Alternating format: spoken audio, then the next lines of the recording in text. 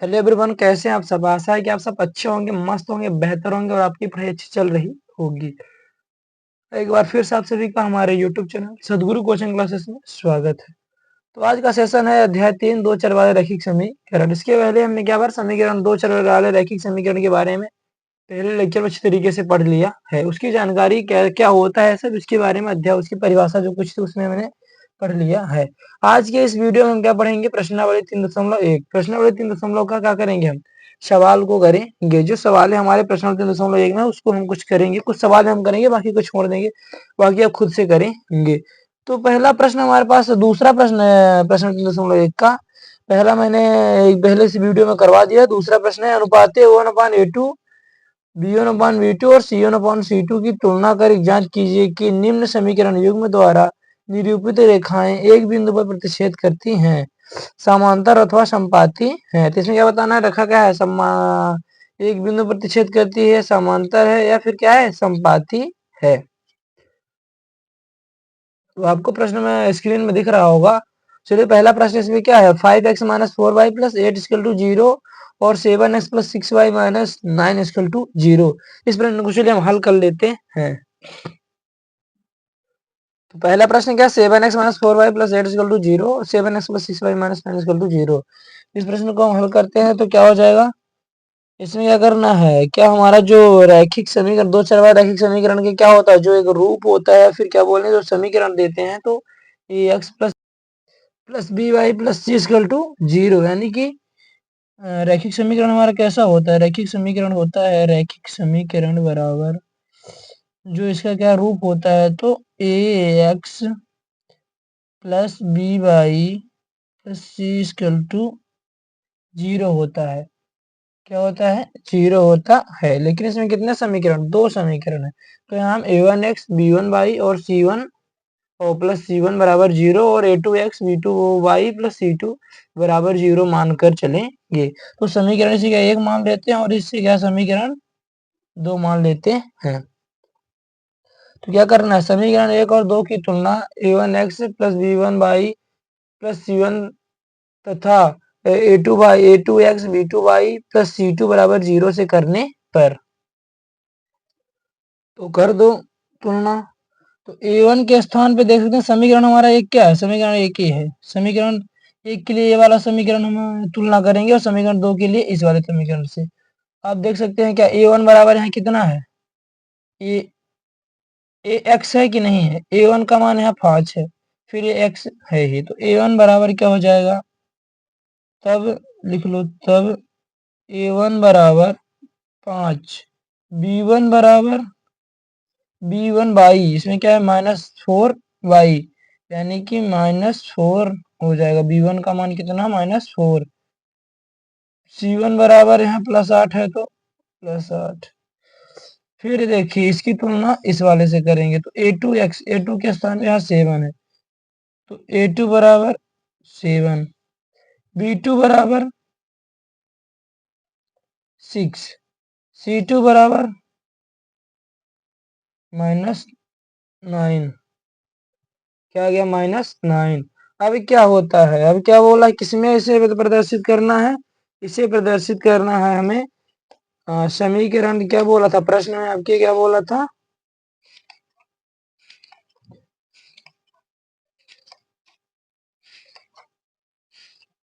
बोला था कि a1/A2 b1/B2 और c1/C2 की तुलना कर एक जांच कीजिए। क्या इसकी तुलना करके a1/A2 b1/B2 और c1/C2 को बताना है। और क्या बताना है, युग्म द्वारा निरूपित रेखाएं एक बिंदु पर प्रतिच्छेद करेंगी, समांतर है अथवा असमपाती हैं।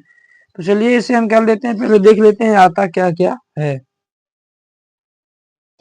a1/A2 बराबर 5/7 तथा b1/B2 बराबर -4/6, c1/C2 बराबर 8/-9। ऐसा कुछ, सॉरी स्क्रीन में नहीं दिखा, ये रहा। ऐसा कुछ इसे हम कर सकते हैं। तो आगे क्या करेंगे, इसे हम अब देख सकते हैं कि क्या A1/A2 क्या A1/A2 बराबर है B1/B2 के। इसका मतलब A1/A2 का मान कितना है 5/7 है, लेकिन B1 का -4/6 अगर काटेंगे तो 2 दूनी 4 और 2 तिहाई 6, लेकिन क्या जाएगा -2/3 आ सकता है। तो क्या A1/A2 बराबर है B1/B2 के मान के। क्या देखना है, मान देखना है, क्या मान है 2/3 इसका मान है -2/3 से 5/7 क्या बराबर है, नहीं। तो ऐसा हो जाएगा। अगर दो पद दो में ही अगर A1/A2 बराबर नहीं B1/B2 के ही ऐसा ही मिल जाता है तो हमें पता हो जाता है कि रेखा हमारी कैसी है। हमारी रेखा एक ही बिंदु पे क्या कर रही है, प्रतिच्छेद कर रही है। एक दूसरे को कहाँ क्या कर रही है, प्रतिच्छेद कर रही है। तो इसका आंसर क्या हो जाएगा, रेखाएं एक बिंदु पर प्रतिच्छेद करती हैं। यही आपका आंसर रहा। तो दूसरा प्रश्न कर लेते हैं हल, यानी कि दूसरा प्रश्न को हल करते हैं। दूसरा प्रश्न क्या बोलता है, बोलता है कि 9x plus 3y plus 12 equal to 0 और 18x plus 6y plus 24 equal to 0। तो इसे क्या करना है, इसकी तुलना भी किससे करनी है, जो हमने ऐसे किया ना, इसकी भी तुलना a1x plus b1y plus c1 बराबर 0 तथा a2x plus b2y plus c2 बराबर 0 से कही है ना, तो इसकी भी तुलना उसी से कर देनी है। सिर्फ सेम सेम उसी प्रकार से कर देना है। तो पहले इस प्रश्न को हम हल कर देते हैं और इसको आपको दिखा देते हैं, तो आपसे बन जाएगा। अलग अलग इसमें करते हैं। समीकरण 1 की तुलना a1x plus b1y plus c1 बराबर 0 तथा समीकरण 2 की तुलना a2x plus b2y plus c2 बराबर 0 से करने पर। चलिए इसकी तुलना कर देते हैं। तुलना कैसे करना है ये हम पहले वीडियो में आपको बता चुके हैं। तो a1 बराबर 9, b1 बराबर 3, c1 बराबर 12 तथा a2 बराबर 18, b2 बराबर 6 और c2 बराबर 24 है। तो इसे हम a1/A2 के रूप में लिखते हैं और देखते हैं कि क्या एक दूसरे के मान एक दूसरे के बराबर आ रहे हैं। चलिए इसको लिख लेते हैं।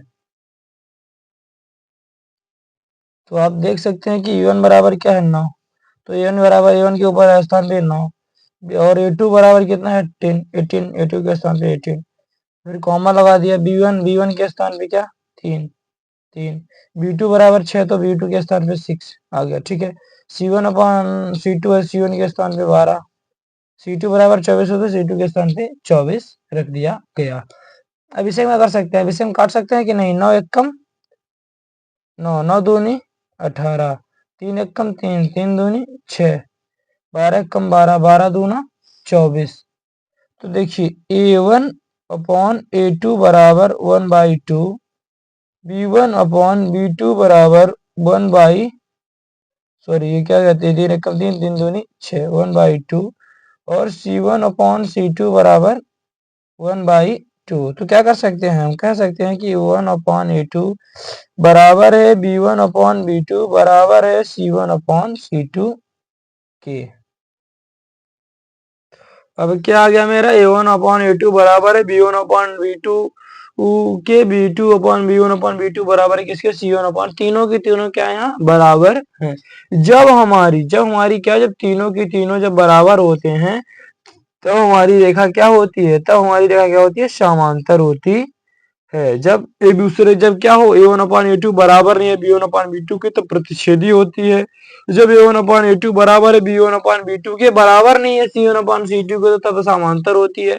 और जब तीनों बराबर होती है तो क्या होती है, संपाती होती है। संपाती रेखा में क्या होती है, रेखा होती है एक दूसरे के ऊपर चढ़ी होती है। मैंने पहले वीडियो में ये सब के बारे में बता चुका है। चलिए a1/a2 बराबर किसी b1/b2 के, अतः रेखा समांतर होगी। सॉरी मैंने समांतर बोला, समांतर रेखाएं क्या होंगी, संपाती होंगी। क्या होंगी, संपाती। संपाती क्या होता है, जो तीनों रेखाएं क्या हों, यानी कि बराबर। जो हमारे a1 a2 और b1 b2 के जो मान आए हैं वो क्या हो, तीनों क्या हो बराबर हो। a1 बराबर हो b1 के, b1 बराबर c1 के तथा a2 बराबर b2 b2 बराबर किसके हो, c2 के। जैसे तीनों क्या हो बराबर हो तब रेखाएं क्या होंगी, संपाती होंगी। तो अगला प्रश्न है, आप अगले प्रश्न को, तीसरा जो प्रश्न है आप खुद उसके आंसर क्या बताएंगे, कमेंट में बताएंगे। रेखा क्या होगी, संपाती होगी, समांतर होगी या फिर क्या एक बिंदु पर प्रतिच्छेद करेंगी। तो आप ऐसे ही इसकी तुलना करके आप इसके आंसर बता सकते हैं। तो अगला प्रश्न हम क्या करेंगे, तीसरा प्रश्न क्या बोलता है, अनुपातों तो तीसरे प्रश्न को पहले हम थोड़ी सी इसको दूसरा पेज ले लेते हैं इसको करने के लिए। तीसरे प्रश्न का पहला बोल तो पहले तीसरा प्रश्न बोलता क्या देख लेते हैं। अनुपातों a1/a2 b1/b2 और c1/c2 की तुलना कर एक जांच कीजिए कि निम्नलिखित रैखिक समीकरण युग्म संगत है या असंगत है। अभी हमने क्या किया, रेखाएं को बताया संपाती है, समांतर है या फिर प्रतिच्छेदी है। यह क्या बताना है, संगत है अथवा असंगत है। अगर रेखा हमारी क्या हो, प्रतिच्छेदी हो तब संगत होगा। अगर रेखा हमारी संपाती हो तब भी संगत होगा। अगर रेखा हमारी समांतर हो तब क्या होगा, असंगत हो, यानी उसके कोई भी हल नहीं होंगे। तो रेखा में प्रतिच्छेदी कब होती थी, जब a1/a2 बराबर नहीं है b1/b2 के। अगर हमारी रेखा क्या संपाती कब होती है, जब तीनों क्या हो बराबर, a1/a2 बराबर b1/b2 बराबर c1/c2 के। और समांतर जब a1/a2 बराबर है b1/b2 के, लेकिन c1/c2 बराबर नहीं है, तब हमारा समांतर होता है। तीसरे का पहला है कि 3x + 2y और दूसरा क्या है 2x - 3y = क्या है 7 है। क्या है 7 है। चलिए इस प्रश्न को हम हल कर लेते हैं। क्या हमें किस रूप में बदलना होगा, इसे एक रैखिक समीकरण के रूप में। रैखिक समीकरण क्या होता है, a1x + b1y + c1 = 0। तो इसको बदलना होगा किसमें, समीकरण रैखिक समीकरण में। 3x + 2y - 5 = 0 कर सकते हैं, कोई दिक्कत नो, कोई दिक्कत नहीं। अब क्या, अब दूसरा इसको बदलो, 2x - 3y - 7 = 0। कोई दिक्कत, मुझे तो कोई दिक्कत नहीं है। अगर आपको अगर दिक्कत है तो दिक्कत का सलूशन आपके पास खुद है कि क्या होता है। अगर बराबर के इधर प्लस में है तो बराबर के इधर आएगा तो माइनस हो जाएगा। अब बराबर के उधर 0 है तो इसका कोई मान होता नहीं है, लेकिन क्या है समीकरण इतने के बराबर 0 होता है। ये वाला जो हमारा क्या है, हमारा 0 है। यानी क्या बता रहे हैं, ये दोनों क्या एक दूसरे के बराबर हैं। ठीक है, तो चलिए समीकरण 1 और 2 की तुलना कर देते हैं। जो वही वहां जो करते थे वही यहाँ भी करना है। तो हो गया ये, तो कर देते हैं इसकी तुलना। a1 a2 का मान रख लेते हैं, जैसे वहां रखते थे वैसे ही यहाँ करना है। कोई जो दूसरा प्रश्न किए उसी प्रकार से करना है। सिर्फ यहाँ बताना है संगत और असंगत, थोड़ी सी लास्ट में आपको अंतर मिलेगा, बाकी सब वही रहेगा। तो क्या a1/a2 = 3/2, b1/b2 = 2y - 3, c1/c2 बराबर, ये सॉरी ये क्या कटा है, ये -5 है, सॉरी -5/-7 है। ठीक है, क्या करना है इसको, यानी -5/-7 को 5/7 कर सकते हैं, माइनस माइनस कर जाएगा ऊपर नीचे दोनों, तो 5/7 हो जाएगा। तो क्या a1/a2 बराबर है b1/b2 के, हमें तो बराबर नहीं दिख रहा है, यानी पहला ही हमारा मान क्या है, बराबर नहीं है। तो यहीं से मतलब पता चल गया रेखा हमारी क्या होगी, प्रतिच्छेदी होगी। क्या होगी, रेखा हमारी प्रतिच्छेदी होगी। अगर रेखा हमारी प्रतिच्छेदी हो तो समीकरण का हल क्या होगा, तो समीकरण का हल संगत होगा। कोई ना कोई एक हल होगा। जब रेखा प्रतिच्छेदी होता है तो कोई एक हल होता है, अद्वितीय हल। अद्वितीय का मतलब इसके बराबर कोई दूसरा हल नहीं हो सकता है। अद्वितीय यानी कोई एक, यानी क्या बोलते थे ना कि वो राजा क्या अद्वितीय था, यानी सबसे जीता था, उसके बराबर कोई भी राजा नहीं रहता था। तो क्या हुआ यहाँ a1/a2 जब यह बराबर है तो क्या हो जाएगा, रेखा है, अतः लिख लेना, अतः रेखाएं प्रतिच्छेदी होंगी और समीकरण का हल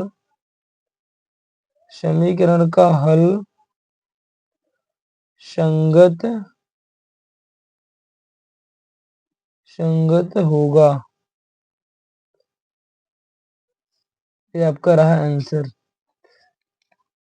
क्या होगा, संगत होगा। दूसरा प्रश्न है, देखते हैं तीसरे का दूसरा प्रश्न को। तीसरे का दूसरा प्रश्न बोलता है कि क्या 2x - 3y = 8 और 4x - 6y = 9, इसे किसमें बदलना है, हमें रैखिक समीकरण के रूप में बदलना है। इसलिए बदल देते हैं इसको हम,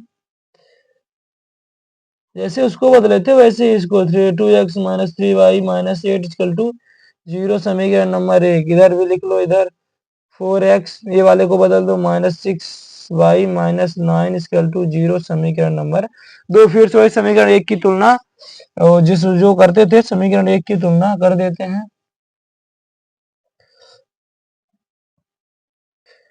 तो कर देते हैं तुलना a1 upon a2, a1 upon a2 sorry a1 upon a2, तो a1 का मान 2, a2 का मान 4 रख दो डायरेक्ट।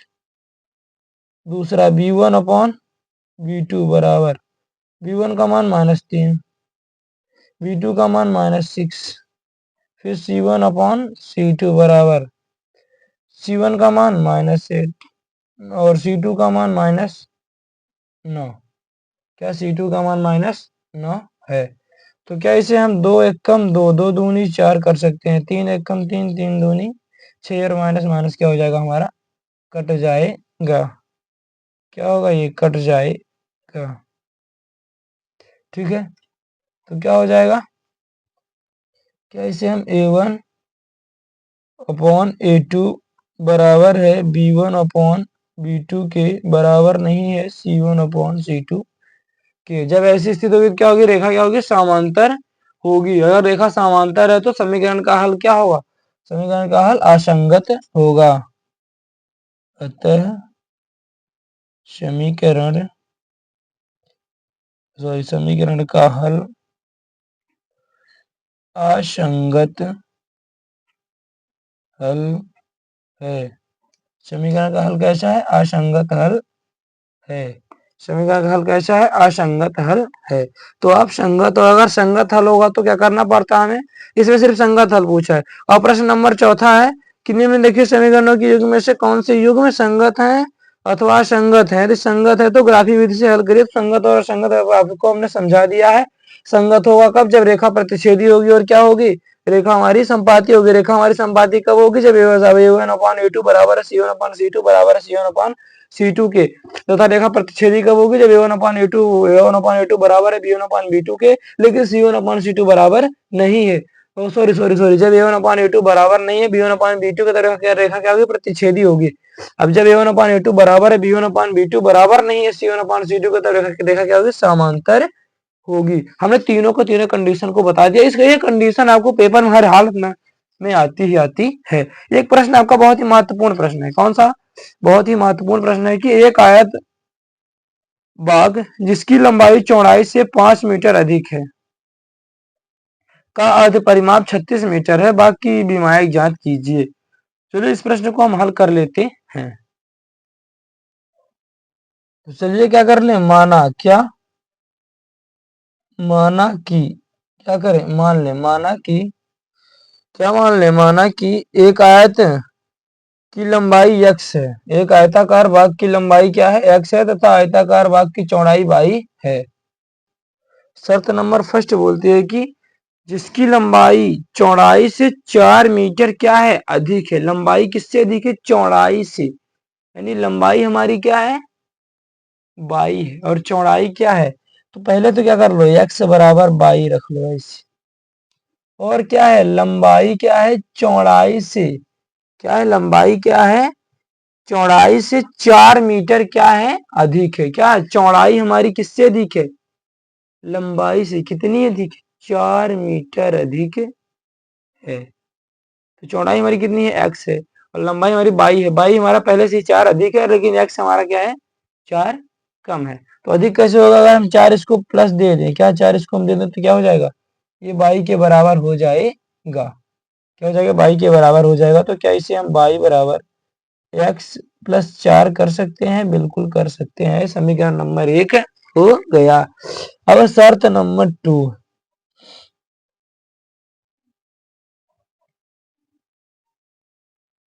शर्त नंबर 2 बोलता है कि एक क्या बोलते हैं, आयताकार भाग का अर्ध परिमाप 36 मीटर है। तो आयताकार भाग का अर्ध परिमाप बराबर एक सूत्र होता है, सूत्र को लिख लेते हैं।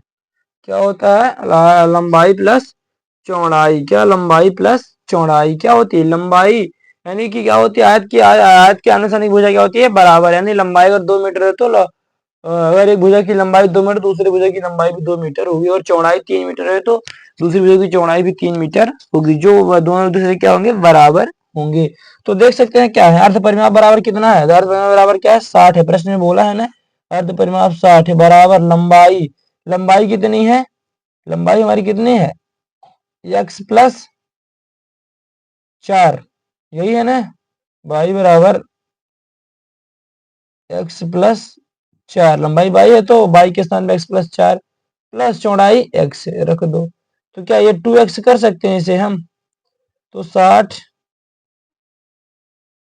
60 बराबर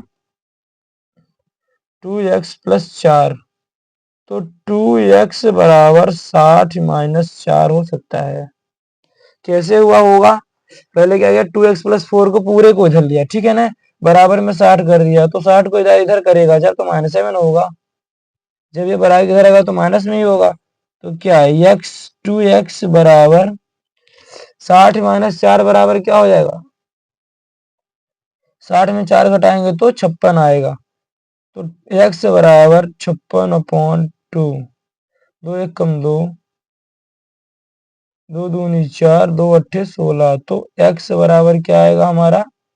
28। तो x बराबर क्या आएगा हमारा? 28। सॉरी, मैंने थोड़ी सी गलती की है। क्या गलती की? यहाँ 60 नहीं, यहाँ 36 माना है। सॉरी सॉरी, यहाँ क्या माना है? 36। तो आप लोग थोड़ी सुधार लीजिए इसे, ये 36 हो जाएगा। ओहो, गलत हो गया, सॉरी सॉरी सॉरी।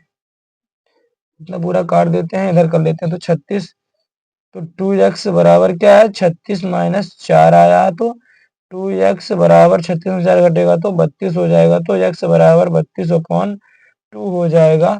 तो 2 1 कम 2, 2 छक्का 12, यानी x बराबर क्या हो जाएगा? 16। तो इसमें मान रख दो, तो इसमें मान रख देते हैं हम, जो क्या हमारा शर्त नंबर 1 में मान रख दो समीकरण x का मान, समीकरण 1 में रखने पर, 1 में रखने पर x के मान समीकरण 1 में रख दो। समीकरण 1 में रखेंगे तो समीकरण 1 क्या है मेरा? y बराबर x प्लस 4, तो y बराबर x के स्थान पे 16 प्लस 4, y बराबर 20। यही हमारा अतः क्या? अतः बाघ की